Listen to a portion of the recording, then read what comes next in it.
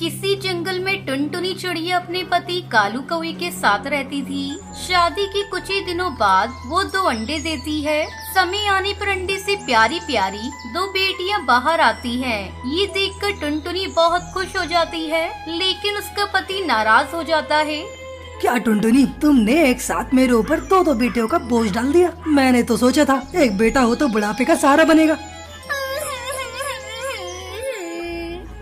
कालू जी, नाराज क्यों होते हो? अगली बार जरूर बेटा होगा। आप ऐसा ना बोलो, ये सब ऊपर वाले के हाथ में है। तब तक आप लोग कमेंट पे बताएं 2 + 6 कितने होते हैं। समय गुजरने लगता है। कालू अपनी बेटियों को जरा भी प्यार नहीं करता था। कालू अपनी बेटियों से बहुत नफरत करता था। कुछ दिनों बाद टुनटुनी फिर से माँ बनने वाली होती है। टुनटुनी को अपने आने वाले बच्चे की चिंता सता रही थी। उसी चिंता में वो अपना और अपनी दोनों बेटियों को ख्याल ठीक से नहीं रख पा रही थी। ऐसे में वो तीनों बीमार पड़ जाती है। एक दिन टुनटुनी की सहेली लूसी कबूतरी उससे मिलने आती है। अरे टुनटुनी, ये तूने अपनी कैसी हालत बना रखी है? तेरी बेटियां भी बीमार लग रही हैं। क्या बताऊं लूसी, कालू जी मेरी बेटियों से बहुत नफरत करते हैं। पता नहीं इस बार बेटा आएगा या बेटी। मैं इसी चिंता में घुली जा रही हूँ और अपनी बेटियों का भी ख्याल नहीं रख पा रही हूँ। तभी टुनटुनी की दोनों बेटियाँ भूख से रोने लगती हैं। मम्मा मम्मा, मेरे पेट में दर्द हो रहा है। मुझे बहुत जोरों से भूख लगी है। बेटा ये लो, मैं तुम्हारे लिए मीठी मीठी आम लेकर आई थी, तुम इसे खा लो। टुनटुनी की दोनों बच्चियां आम खाने लगती है। कुछ दिनों बाद टुनटुनी के अंडे से बच्चे के बाहर आने का समय आ जाता है। हे भगवान, इस बार मेरे ऊपर रहम करना, मुझे बेटा ही देना। उधर कालू भी घोंसले के बाहर बैठा बच्चे के अंडे से बाहर आने का इंतजार कर रहा था। जैसे उसे अंडे टूटने की आवाज आती है, वो दौड़कर घर के अंदर आता है। क्या हुआ, बेटा या बेटी? बताओ बताओ, जल्दी जल्दी बताओ। मेरे कान बेटे की आवाज सुनने के लिए तरस रहे हैं। क्या बताऊं जी, इस बार भी बेटी ही आई है। बस बहुत हो गया टुनटुनी, मैं 3 बेटियों का बोझ नहीं उठा सकता। तुम इन्हें लेकर कहीं दूसरी जगह चली जाओ। कालू जी, ये आप क्या कह रहे हैं? बेटा या बेटी पैदा करना मेरे हाथ में नहीं है, ऊपर वाले के हाथ में है। शायद हमारी किस्मत में बेटियां ही लिखी हैं। जब ये खबर हरी तोती सुनती है तो वो बहुत खुश होती है और वो अपने पति से कहती है, अरे ओ मिट्ठू के बापू, कुछ सुना? टुनटुनी के घर से बेटी पैदा हुई है। बहुत अकड़ रही थी, कह रही थी मेरी बेटियां मेरा गुरूर हैं। अब पता चलेगा जब कालू उसे धक्के मारकर घर से बाहर निकाल देगा। मेरे कलेजे को ठंडक मिलेगी जब कालू उसे घर से बाहर निकालेगा। ये बिल्कुल भी अच्छी बात नहीं। तुम्हें दूसरों का झगड़ा देखने में बहुत मजा आता है। कहीं ऐसा ना हो लेने के देने पड़ जाएं। मैंने तुम्हें कितनी बार समझाया है, दूसरों के घर में आग लगाने का काम छोड़ दो।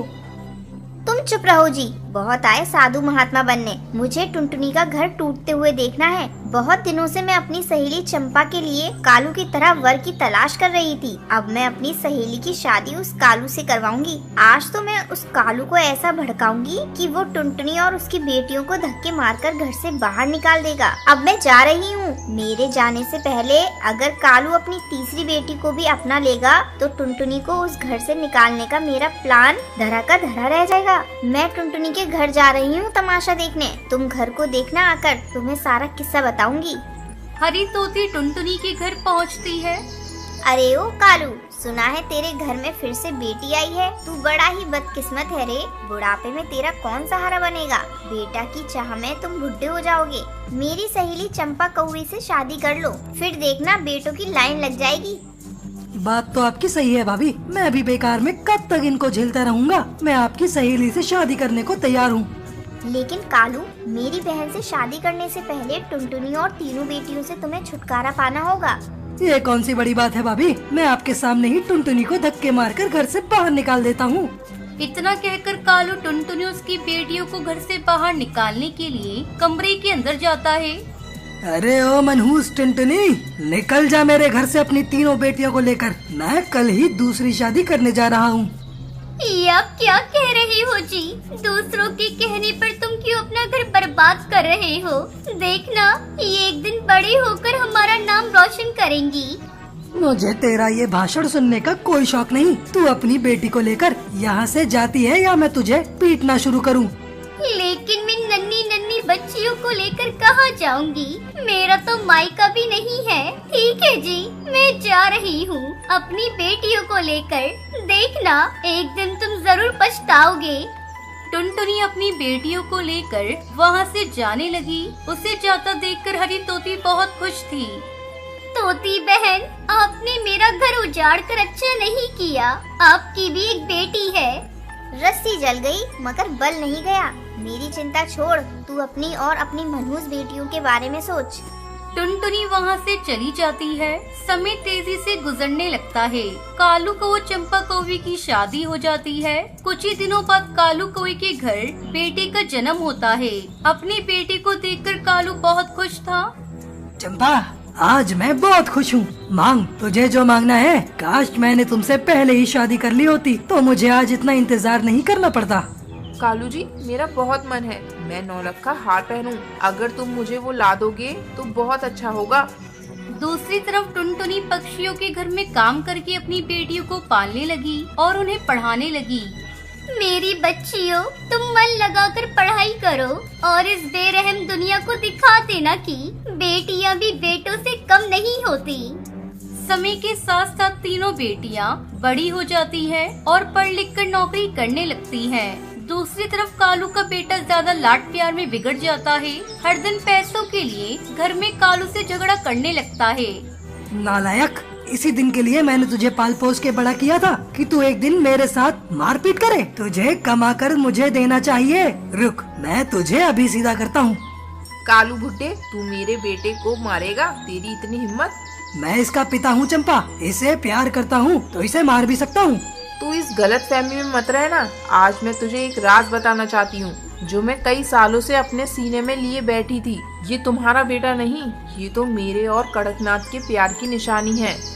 ये सब बातें सुनकर कालू कौवा वहीं बेहोश हो जाता है। चंपा कौवे उसका बेटा कालू कौवे को मार मार कर घर से बाहर निकाल देते हैं। कालू कौवा अब अपनी पहली पत्नी टुनटुनी को याद करके रोने लगता है। तभी टुनटुनी वहाँ से गुजर रही होती है। कालू की ऐसी हालत देखकर वो उससे पूछती है, क्या हुआ जी? आपको हम याद है? कालू अपनी पत्नी को देखकर फूट फूट कर रोने लगता है और उसे सब कहानी बताता है। कालू कौवे को रोता देखकर टुनटुनी पिघल जाती है और उसे माफ कर देती है। फिर सभी खुशी खुशी रहने लगते हैं। टुनटुनी की शादी को 5 साल गुजर गए थे, लेकिन वो अभी तक माँ नहीं बन पाई थी। फिर उसकी सास बबली कबूतरी उसे ताने दिया करती थी। अरे बहू, मोहल्ले की सारी बहुएं माँ बन गई हैं, लेकिन तेरी गोद अभी तक खाली है। मुझे तो ऐसा लगता है कि मैं पोते का मुंह देखे बिना ही मर जाऊंगी। माँ जी, आप ऐसी बातें क्यों करती हैं? इसमें मेरा क्या दोष? माँ जी, सब भगवान के हाथ में है। हाँ, तू तो ऐसा कहेगी ना, दोष तुझी में है। तभी तो इतने साल हो गए अभी तक तू माँ नहीं बनी। अब जाकर मेरे लिए खिचड़ी बनाकर लेकर आ। अभी लाती हूँ माँ जी। जैसे ही टुनटुनी खिचड़ी बनाने जाती है, तभी बबली कबूतरी की पड़ोसन उसके घर आती है। आओ सुंदरी, बहुत दिनों बाद आ रही हो। क्या बताऊं बबली कबूतरी, अपने बेटे बहू के पास गई थी। ये लो मिठाई खाओ, बहू को बेटा हुआ है। तू बहुत किस्मत वाली है सुंदरी, जो जीते जी पोते का मुंह देख लिया। और एक मैं हूँ जो आज तक पोते के लिए तरस रही हूँ। ऐसा लग रहा है जैसे पोते का मुंह देखे बिना ही मैं मर जाऊंगी। तू ऐसा क्यों कह रही है बबली कबूतरी? तेरे बेटे की उम्र कहाँ निकली जा रही है? तो उसकी दूसरी शादी कर दे।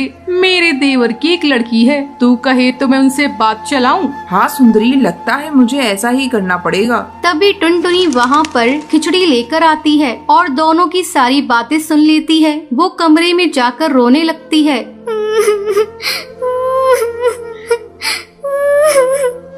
जब शाम को टुनटुनी का पति बंटी घर आता है तभी उसकी माँ उससे कहती है, बेटा अब मैं ज्यादा दिन इंतजार नहीं कर सकती, तू दूसरी शादी कर ले। आज मेरी सहेली सुंदरी कौवी घर आई थी और उसने एक चिड़िया के बारे में बताया है। अब मैं तेरी एक नहीं सुनूंगी और जल्द ही तेरी शादी इस चिड़िया से कर दूंगी। ठीक है माँ, मैं दूसरी शादी करने के लिए तैयार हूँ।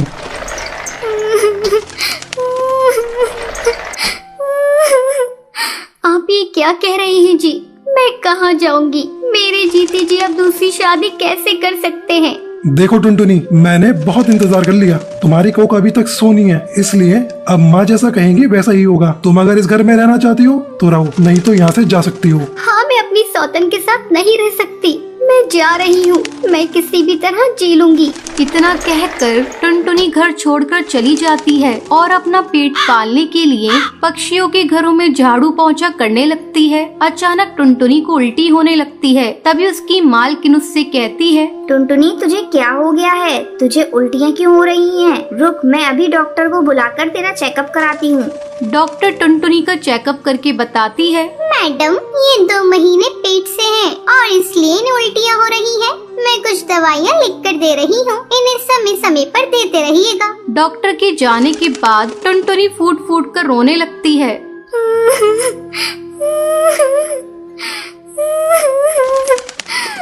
मैडम, मुझे ये बच्चा नहीं चाहिए। भगवान ने मुझे ये बच्चा तब दिया है जब मेरे पति ने मुझे घर से बाहर निकाल दिया और दूसरी शादी कर ली। अब मैं अकेले इस बच्चे को कैसे पालूंगी? ठीक है टुनटुनी, अगर तू चाहती है तो मैं तेरे बच्चों को गोद ले लूंगी, क्योंकि मेरा भी कोई बच्चा नहीं। हाँ मैडम जी, यही मेरे बच्चे के लिए ठीक रहेगा। समय आने पर टुनटुनी एक सुंदर सी बच्ची को जन्म देती है। उसे अपनी मालकिन को गोद देते हुए कहती है, मैडम जी ये लीजिए मेरी बच्ची को, इसे मैं आज से आपको सौंपती हूँ और आगे की जिंदगी अब मैं किसी आश्रम में जाकर गुजारूंगी। इतना कहकर टुनटुनी अपनी बच्ची को मालकिन को गोद में देकर वहाँ से चली जाती है और एक आश्रम में अपनी बाकी की जिंदगी बिताने लगती है।